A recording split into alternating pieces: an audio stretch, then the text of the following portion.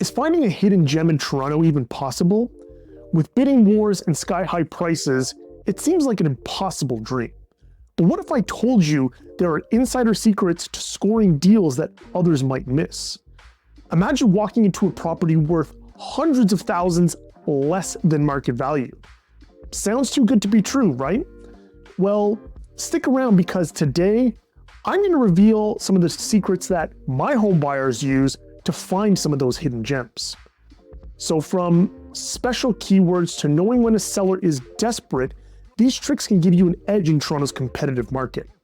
So are you ready to unlock these secrets? Let's dive in. So the first secret is all about language. Certain keywords in listings are absolute gold mines. Have you ever noticed the words motivated seller or must sell in a listing? Well, these are signals that you can't afford to ignore. But there's more to it than just keywords. I mean, what do they actually mean for you as a buyer? So let me show you exactly how to search for these hidden gems and what to watch out for when you see these magic words. All right, so I've pulled up my screen here. You can see it right behind me. And let's just actually go through a couple of these key search terms that I like to use and search for when my buyers are looking for a hidden gem or, let's say, a steal in today's market. So right now, with the market being what it is and things being a little bit slower, there are a lot of sellers out there who might be in distress or who might need to sell for financial reasons. I mean, it's just the reality of where we're at today. So let's look at, so this is my search platform, a little bit of insider baseball. This is what I use to look for properties. Now, there's a whole bunch of different qualifiers I can put in here when I'm searching for a property, but I'm just going to go right down here into broker remarks. So this is a section that only realtors generally have access to in terms of filtering out listings. But if you did a couple of keyword searches, perhaps on some other platforms out there, you might be able to do the same thing, but you may need to have an agent that you're working with use some of these filters and use some of these search terms to help you find some of these hidden gems. So the first one I'm going to use is a pretty obvious one, and I'm going to put in must sell,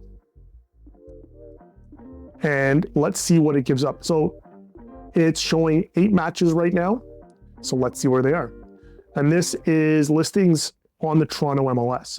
So we're looking right now. It brought me 8 listings, and in these listings, it has some of the keywords must sell in the listing. So these are all listings where the realtor has signaled to other buyer agents that this property needs to sell. So in many cases, this is a signal to throw in an offer, even if you think it might be slightly lower.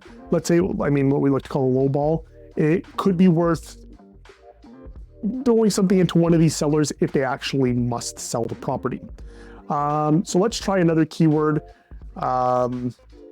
Let's try one that I like to use quite a bit, and that is bring any offer. So this is right here, an open invitation for an agent, if you saw a property like this, to bring, as the words say, any offer. That means they're not opposed to viewing anything. Right now I have 2 matches. So I have 2 properties right here that are open to seeing and reviewing any offer that's put on the table. So they're saying, if you want to bring a low ball, bring it, we'll negotiate. I like when listing agents do that. It means that they're willing to play ball. So the price is the price, but they're willing to entertain any offer that comes in, and they may be willing to negotiate. So ultimately, there's a lot of keywords that we could use to filter out properties that may be hidden gems, may be in positions or scenarios where a seller might be a little bit more receptive to negotiating the price down. So if you're interested in getting this list of keywords, send me an email, comment down below, and we can send you the entire list of keywords that we like to use to try and filter out and find some of these hidden gems and finding sellers that are maybe more receptive to negotiating off their price. So now that you have an understanding of how to spot these keywords, let's move on to another strategy that can help you put cash right back in your pocket. So let's talk about something most buyers may not know about or perhaps just may overlook, and that's bonus commissions. So yes, some properties actually offer extra incentives to agents. If your agent is savvy, they may be able to leverage this and pass these savings on to you. So how can you make sure that this happens? I mean, stay tuned because we're going to find out how to spot these deals. So the number one thing to note is most of the general public doesn't have access to looking at what the cooperating commission is on a property. So there is a lot of talk with our cousins down in the US about commissions, and some of the commission information when it comes to buyers' commissions being private and not being public information. So right now, that information isn't readily available to everyone. However, a buyer's agent and someone who represents buyers can see this information. And quite often in properties that are listed as must sell or must close quickly or whatever, also come with a commission bonus, let's say if it's sold by a certain date, or they just offer up a little bit of extra commission to get agents to view that property. Because again, it's another signal saying that the seller needs to sell or wants to sell this property quickly. So as an agent, I might see this, I'll let my client know, hey, looks like they're offering up a bit of a commission bonus. Don't worry, I'm not trying to get any extra commission out of the seller, but I'm going to keep that in my back pocket. So whatever price we are able to negotiate to, I can then have another lever to knock it down a little bit and tell the seller, hey, I don't need this extra commission bonus. Let's knock down the price of the property by X amount of dollars and let's make this deal happen. So a very important lever to use if a seller is offering that bonus commission. But bonus commissions are just the beginning. Up next, we're going to dive to an even bigger opportunity, and it's power of sales and bank sales. So what are power of sales or bank sales? I mean, these are properties that can often be bought at a discount, but there are risks involved, and we'll go over what risks and whatever potential benefits you may actually get from looking at a power of sale or a bank sale.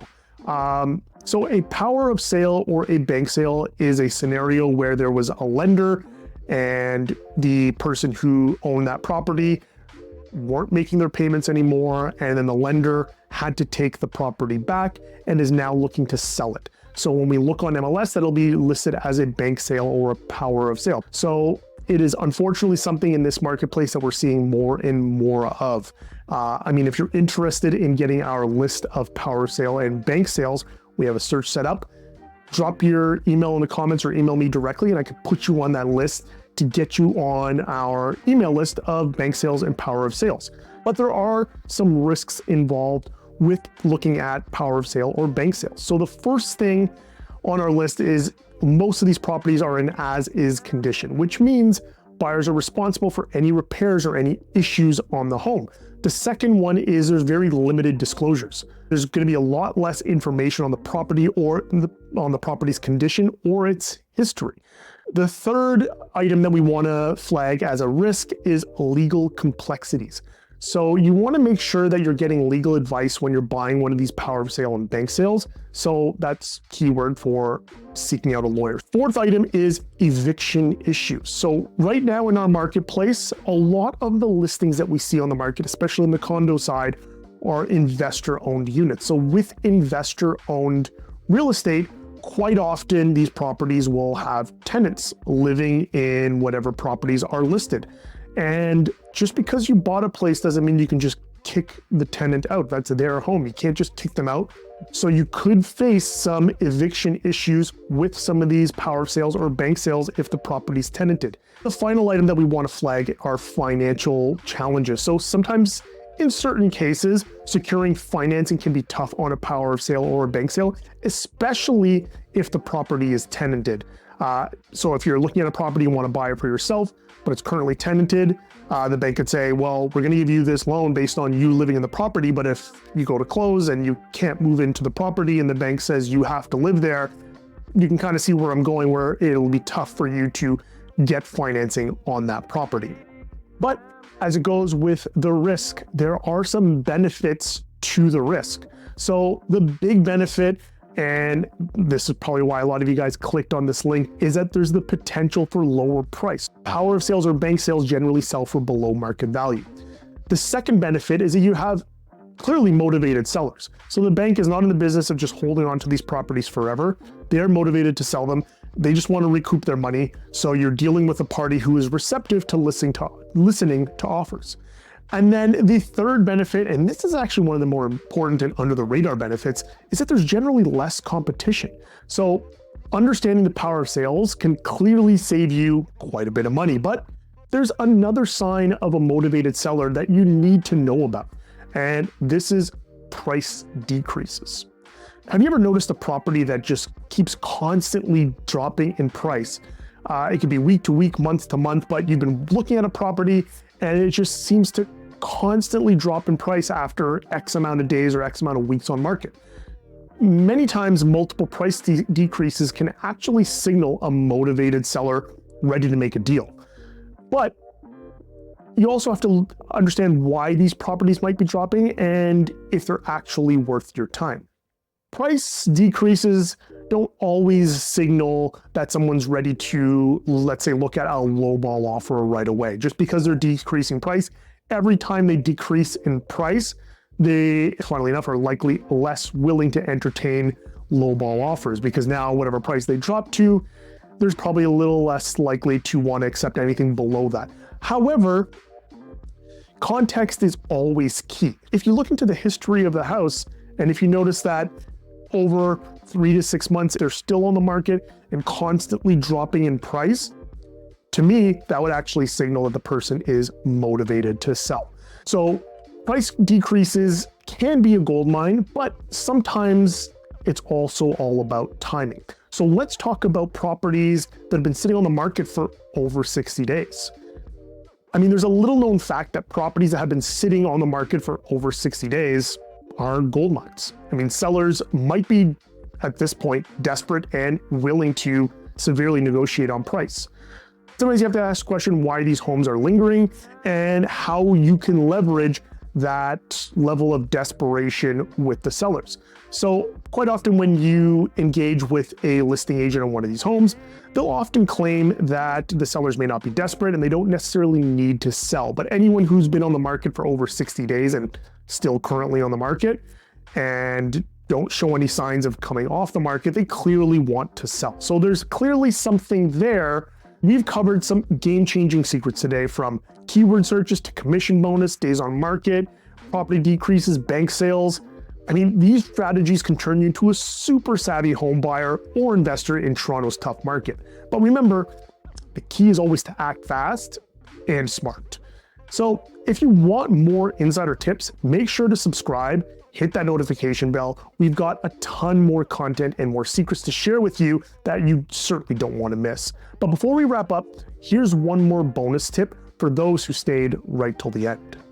You'll always find value in hidden gems and properties or neighborhoods that some might consider under the radar.